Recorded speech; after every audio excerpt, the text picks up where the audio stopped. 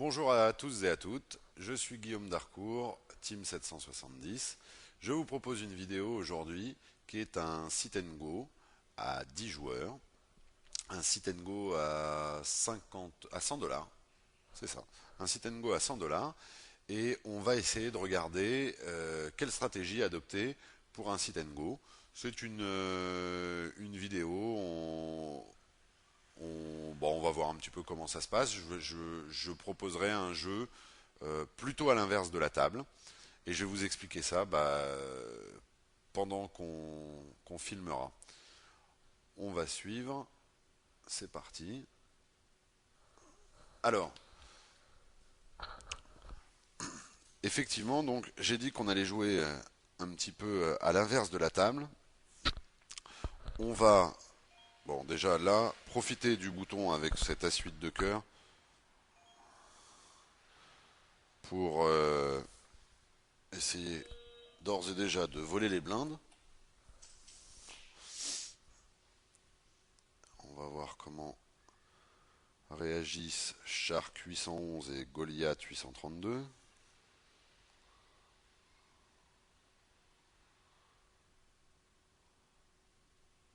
Alors,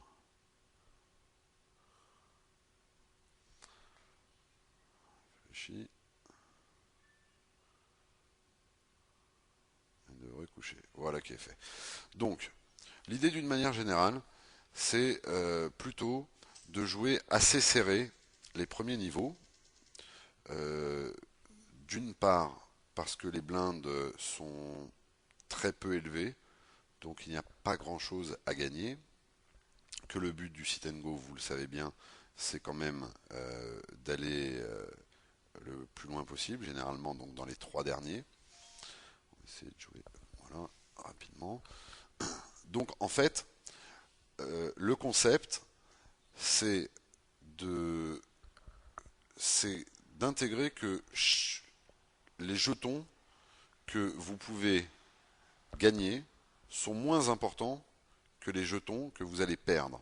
C'est typiquement le genre de tournoi qui colle à ça, à savoir, vous devez garder vos jetons pour le moment où les blindes seront plus importantes. Et ces jetons, il vaut mieux les économiser. Ce que vous allez pouvoir ramasser, et surtout dans les premiers niveaux, est bien plus moins intéressant que ce que vous allez économiser. Alors, on s'aperçoit déjà que il y a des joueurs qui sont prêts à jouer des pots assez gros avec des mains plutôt marginales, puisque voilà, vous aviez quand même un joueur qui est rentré en position défavorable, en milieu de position, donc à le rep 74 avec roi 7 dépareillé. C'est vraiment pas la stratégie conseillée.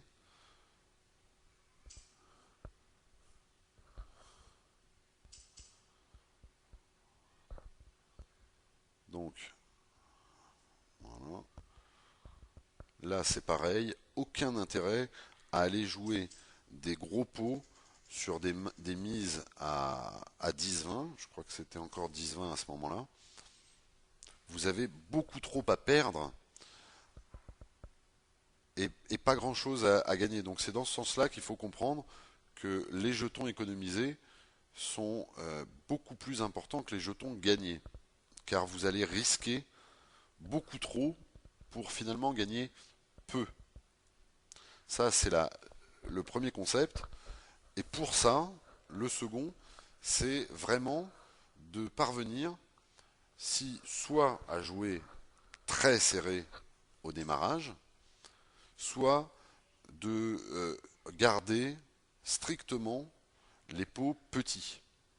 Donc des petites mises quand vous voyez que un coup est en train de s'emballer, à moins d'être max bien entendu, mais vous couchez votre main, vous n'avez aucun intérêt à payer pour vos tirages.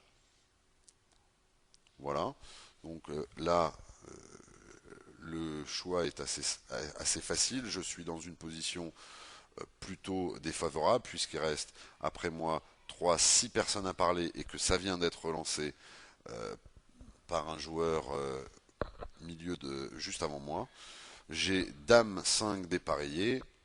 La question se pose pas. Il est même pas envisageable de partir en bluff dans des coups comme ça. Valet 9 de pique, c'est pareil. C'est une main qui, plus tard dans le tournoi, peut être jouable, peut même servir à voler des blindes. Là, je suis dans une position défavorable. Ça vient en plus d'être relancé. Je ne veux pas m'engager avec des mains faibles au démarrage. Je couche sans aucune hésitation.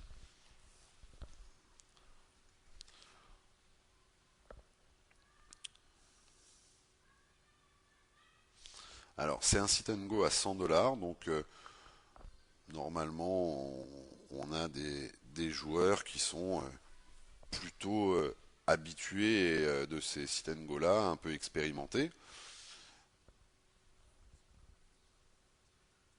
Là, donc, c'est le joueur Freddy Rincon UTG qui a envoyé 4 fois la grosse blinde.